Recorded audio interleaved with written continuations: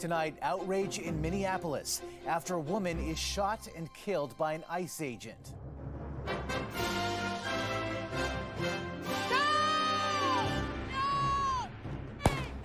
Dueling narratives over what happened.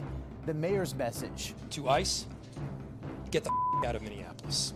And the chaotic clashes in the streets. What happened to the driver in this car after a terrifying crash and tumble off the Quebec Bridge. And from comfort to confinement. Dad, could you just straighten out your legs there? Which airline is in the hot seat over accusations it's taken its legroom policy too far?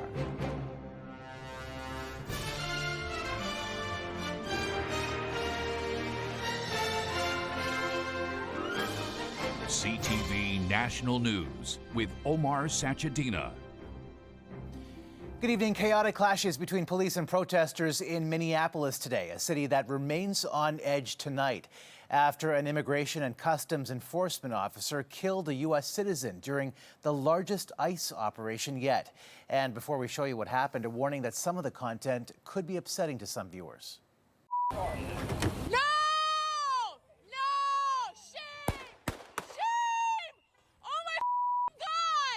The fateful interaction between federal agents and a 37-year-old woman captured on video. Another angle shows the officer standing in front of the vehicle before it seems to accelerate, and the officer opens fire, the vehicle then slamming into a parked car. The Department of Homeland Security says ICE agents were in the city executing an immigration crackdown when a woman, quote, weaponized her vehicle to attack officers. It's very clear that this individual was harassing and impeding law enforcement operations. Our officer followed his training, did exactly what he's been taught to do in that situation, and took actions to defend himself. But the city's mayor says he doesn't buy that. They are already trying to spin this as an action of self-defense.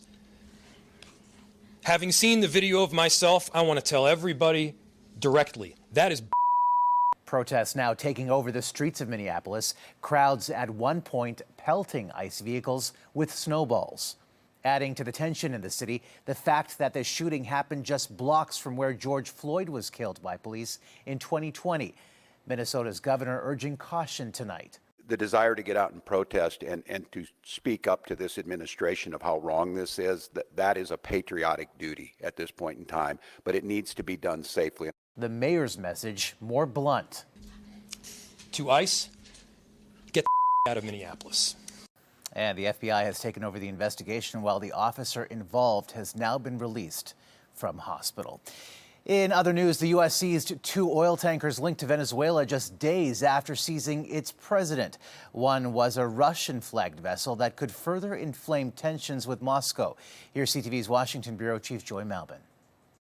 Dramatic pictures posted by the Trump administration show the U.S. Coast Guard boarding a Russian-flagged oil tanker after chasing it in the North Atlantic for 2 weeks. Risking a conflict with the Kremlin, Moscow officials angrily called the U.S. seizure outright piracy. Another vessel captured in the Caribbean, U.S. forces seen rappelling onto the deck of an empty vessel called the Sophia. Both ships described by the White House as dark fleet tankers illegally transporting sanctioned oil. So our military is prepared to continue this. As he said, the president, when he speaks, he means it. He's not messing around. It comes as President Donald Trump says he's in charge of Venezuela and will control its oil after America's high-risk military mission to arrest Venezuela's dictator, Nicolas Maduro, to stand trial in the U.S. for narco-terrorism. Trump says Caracas will turn over 30 to 50 million barrels of oil to the U.S., giving the administration tremendous leverage to force the socialist government there to become an ally. We're going to sell it in the marketplace at market rates, not at the discounts Venezuela was getting. That money will then be handled in such a way that we will control how it is dispersed in a way that benefits the Venezuelan people, not corruption, not the regime. After a classified briefing, several lawmakers are critical of Trump's attempt to reshape the world order. This is an insane plan. They are talking about stealing the Venezuelan oil at gunpoint for a period of time undefined as leverage to micromanage the country. The president says he intends to maintain significant control over Venezuela's oil industry, meeting with top U.S. oil executives Friday to restart U.S. drilling there. Omar? All right, Joy, thank you. Oil will likely be on the agenda next week when Mark Carney heads to China to talk trade. The first visit by a Canadian Prime Minister there since 2017. CTV's Annie Bergeron-Oliver on what's at stake. After years of tense relations, a change appears to be brewing as Prime Minister Mark Carney gets set to try and address thorny trade issues in Beijing with Chinese President Xi Jinping. No doubt there are going to be challenges and that, the two countries won't see eye to eye on everything, but there are some common and shared interests.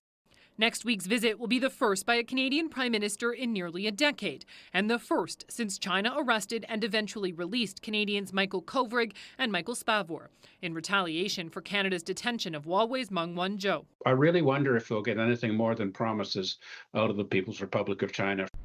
One of the biggest flashpoints that's expected to come up, tariffs. Canada imposed a 100% tariff on Chinese electric vehicles in 2024, a move met by China, who implemented a punishing 100% tariff on canola oil and a 25% tariff on certain pork, fish, and seafood products. We hope that there'd be tariffs, removed immediately. But as I say, this, history has said that the removal of those tariffs does take some time. But while this three-day trip is being viewed as a relationship reset, experts say Canada has to be cautious not to trigger any alarm bells in Washington, with negotiations on the North American trade deal set to begin later this year. If we are seen to go too far down the path of befriending China, we know who in Washington is going to be irritated by that. But while trade is expected to loom large, the Prime Minister's office says energy, agriculture, and international security, Omar, will also be up for discussion. All right, Annie, thank you. And staying with politics, Chrystia Freeland revealed she will resign her seat in the House of Commons on Friday. In a social media post, Freeland said she's departing as an MP after accepting an unpaid economic advisor role to the Ukrainian president. The opposition previously accused her of being in a conflict by being a sitting MP and advising a foreign government. New details tonight on the 13-year-old boy who was killed by 3 dogs in Nova Scotia. Here's CTV's Hafsa Arif. Friends of the family describe Drew Nickerson as someone happiest exploring and cycling through his neighborhood. He was a little angel. When Dawn bought the house, she told me she bought it in hopes that it would give Drew the freedom to be able to play outdoors and have fun in nature. Harris says last week Drew was returning home from a friend's house on his bicycle when 3 large dogs attacked him. RCMP now confirmed the attack involved 2 cane corsos and a Rottweiler. We've been able to locate and seize some video footage of the attack. Police insist the owners have been cooperative and even requested their dogs be put down immediately. They've been affected by this tragedy as well, and they've been cooperating with us with anything we've asked. But those closest to the family say the 13-year-old did nothing to provoke the attack. He was riding his bicycle like he loves to do, and the dogs were running loose with nobody home to look after the dogs. While investigators sort out the details, support for Drew's mother has exploded. Harris started a fundraiser, which in less than 24 hours has skyrocketed to over $60,000. When I talked to Dawn, she said every one of those donations to her is like a hug. Hafsa Arif, CTV News, Halifax. A frightening moment for a driver on a bridge near Gatineau, Quebec has been caught on camera. The video shows the vehicle colliding with another car on Sunday morning. Seconds later, it loses control and launches over the edge of the bridge and into the Gatineau River. Snow had accumulated on the side of the bridge, acting like a ramp, and incredibly, the vehicle did not crack the thick ice on the water, and the driver walked away with only minor injuries. The growing number of flu cases has many hospitals across the country operating beyond capacity. CTV's Abigail Beeman finds out the surprising places some are stationing their patients as they get creative with care.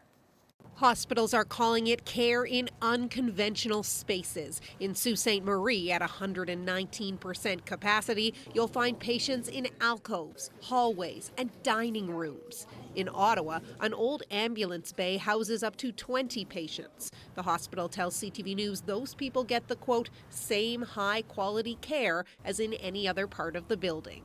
I was unable to sleep, was having a 105 fever. When that fever wouldn't break, Jatin went to hospital and felt lucky he only had to wait 3 hours.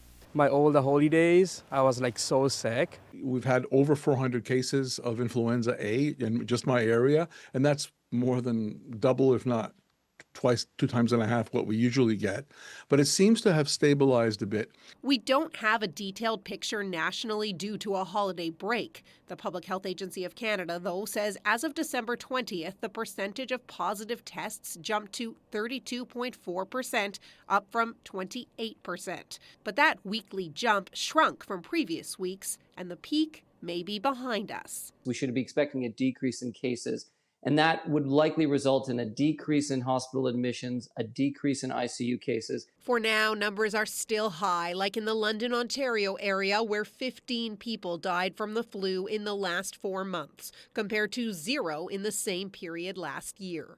Experts say it's still not too late to get that flu shot. Even if we clear this spike, a second one usually comes in the spring, and this year it's predicted to be a little earlier than usual. Omar? All right, Abigail, thank you. We are getting a first-hand look tonight at the devastation caused by a power outage in a northern Manitoba First Nation. CTV's Alex Carpa is on the ground, and as he tells us, although the power has been restored, getting back to normal is not as easy as flicking a switch.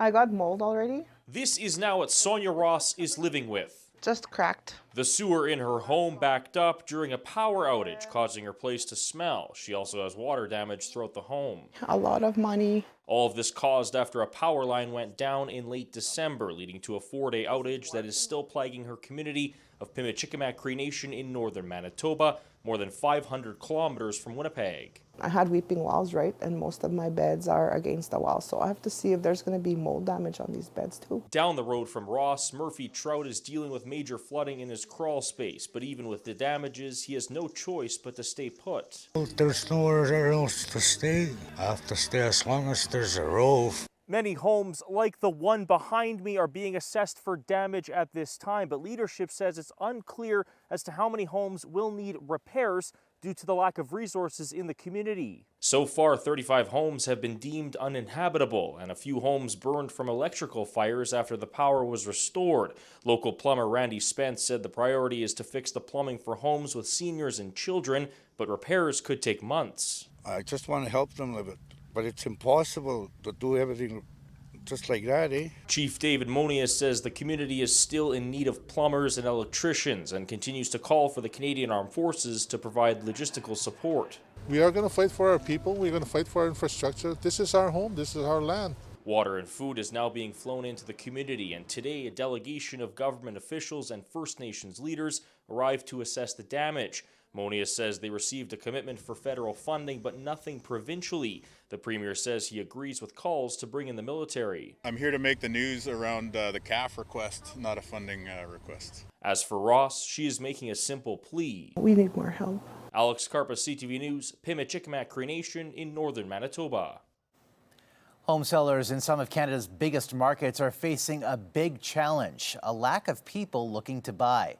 CTV's Adrian Gobriel on whether a turnaround is in sight. These are some wild numbers, aren't they? Wild, wild numbers. Wow. Wild and worrisome. Imagine how many more people there are here now than there were 25 years ago. Yeah, these are spectacularly low numbers. You have to go back to the year 2000 to find Toronto home sales lower than they are right now. In 2021, sales peaked at more than 127,000. Last year, that number plummeted to roughly 62,000, according to the Toronto Regional Real Estate Board. On the receiving end are sellers like Hossein Hodadi. It's really frustrating. He bought and moved into the Stouffville home north of Toronto in July of 2022. Following renovations, mortgage rates spiked. He's listed the property to sell twice, once in 2024 and again in 2025. It still hasn't sold. I'm afraid not to be able to cover my mortgage and my living expenses. In Vancouver, the number of for-sale listings in 2025 hit a record high, not seen since the mid-90s. But sales are at historic lows. Residential sales in Metro Vancouver bottomed out at 23,800 last year, marking the lowest annual sales total in more than 20 years. Vancouver is still extremely expensive real estate. It's more expensive than Toronto. Sellers in both markets are experiencing a peculiar predicament. Borrowing costs and selling prices have trended lower, and that's across most major market segments. Yet at the same time, sales were off, leaving many wondering what, if any, movement 2026 will bring for debt-heavy homeowners desperate to offload their pricey properties. Some housing insiders expect stagnant sales to continue for at least the next 6 months as uncertainties around the economy and interest rates remain. Adrian Gobriel, CTV News, Toronto. Coming up, too close for comfort. Dad, can you just straighten out your legs there? Impossible. Passenger backlash and how WestJet is justifying cramped flying quarters.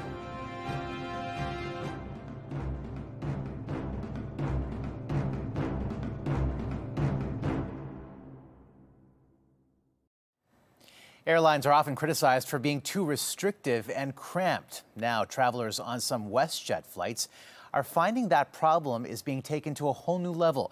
CTV's Heather Wright on how the airline is justifying the big squeeze.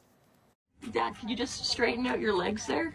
Impossible. Economy class isn't known for its expansive legroom, but recent changes to some WestJet planes have some customers saying the airline has gone too far. It was shocking to get in there and then have my dad, who is 6'3", so he's tall but not like abnormal human height, physically not be able to fit in the seat. Mom, how about you? Amanda Schmidt posted this video to social media showing just how cramped their WestJet flight from Edmonton to Toronto was. You can hear us joking and laughing in the video because it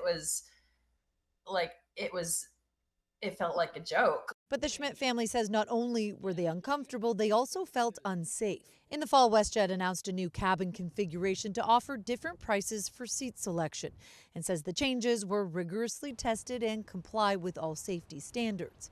The airline says the new configuration allows the carrier to keep airfares low. To continue to do so, we need to try new products. These aircraft accommodate an extra row by varying seat pitch between 38 and 28 inches. But some passengers say just because an airline can reduce legroom doesn't mean they should. It's gotten worse, actually. Yeah. No, we were very uncomfortable flying out with them. While others say they feel airlines are nickel and diming passengers on everything from legroom to luggage. If there's too many little fees, it's better just to go with a different airline. WestJet says they are monitoring the rollout of these new seat configurations and will take into account feedback from both passengers and staff to the changes that have been made. Heather Wright, CTV News, Mississauga, Ontario. Still ahead, why Donald Trump's Greenland threats put Canada and NATO on thin ice.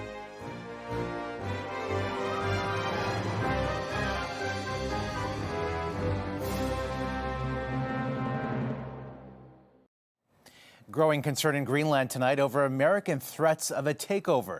CTV's senior correspondent Judy Trin takes a look at the potential plans, the pushback, and what it means for Canada and its NATO allies. Valuable natural resources lie untapped in this part of the Kingdom of Denmark. U.S. President Donald Trump covets Greenland in the name of national security. To deter Russian and Chinese aggression in the Arctic region. And so that's why his team is currently talking about what a potential purchase would look like. The Trump administration will meet with Danish officials next week. The White House prefers acquiring Greenland through diplomacy. It hasn't set a price for buying the territory and isn't ruling out using military force to get it. Inuk activist Aju Peter fears Trump will attack her birthplace, then the country where she lives now. We should not at all support Trump's attempt to trying to take over Greenland, because once he does that, then we know that Canada is next, and we can't let that happen. The semi-autonomous Danish territory is home to 56,000 people protected by NATO. If the Americans attack or try to annex Freeland, Denmark will have to invoke Article 5 in NATO that says the NATO countries have to come and help us against that attack. Greenland shares a border with Canada on Hans Island in the Arctic Ocean. Now both have faced American threats of annexation. We stand with Denmark, we stand with Greenland. Our closest partnership is with the United States, and we'll work with everybody to make sure that we move forward together. The Prime Minister says Canadian forces, as part of NATO, can protect the Arctic from adversaries. But what the military alliance cannot do is protect its members from an ally. Omar. Judy Trin in Ottawa tonight. Judy, thank you. Still ahead, how a popular new Canadian series could impact hockey culture.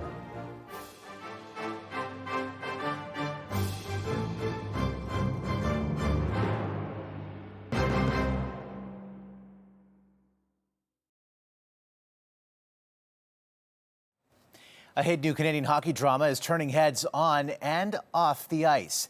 Heated Rivalry tells the story of a romance between two young male stars. It airs on Crave, which is part of Bell Media, as is CTV News.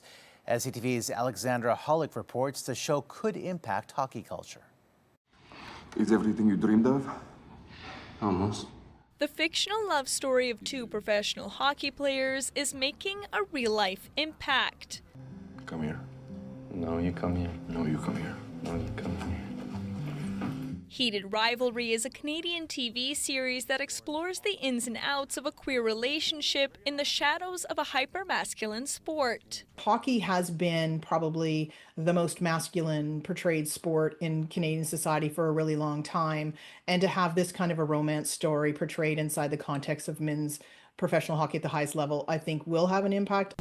At You Can Play, we believe that sports are for everybody. Programs like You Can Play are leading the charge with a goal of making sure everyone feels seen and safe in sports. While the representation itself doesn't change hockey overnight, right? It does change who feels welcome to step on the ice tomorrow. And I think that that's really the biggest success of Heated Rivalry. I think it's just brought a community together that's felt neglected. Harrison Brown stars in the series. Before he retired from professional hockey, he came out as the first openly transgender player.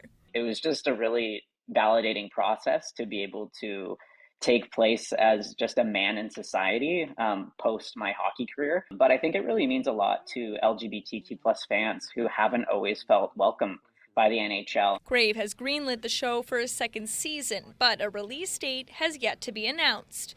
Alexandra Hollick, CTV News, Guelph. And that's a snapshot of this Wednesday for all of us at CTV National News. Thank you for watching. Good night, and see you tomorrow.